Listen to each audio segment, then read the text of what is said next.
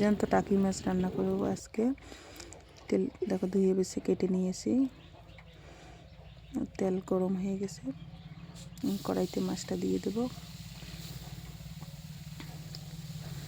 ভাজা হলে নামিয়ে নিয়ে আজকে পাতলা ঝোল করব। দেখো মাছটা হয়ে গেছে, এখন নামিয়ে নেব।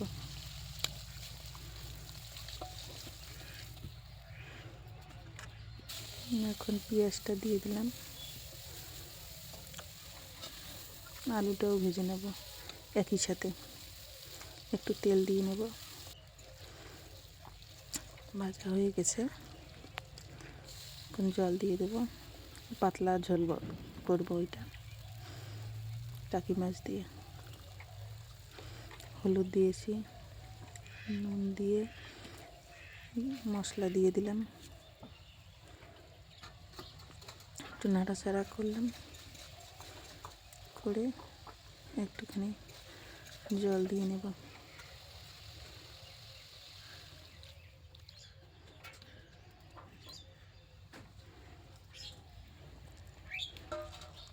ফুটে গেছে, মাছটা ঢেলে দিলাম। পাতলা ঝোল করব।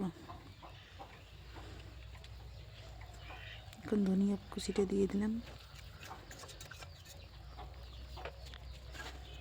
এখন নামিয়ে নেব।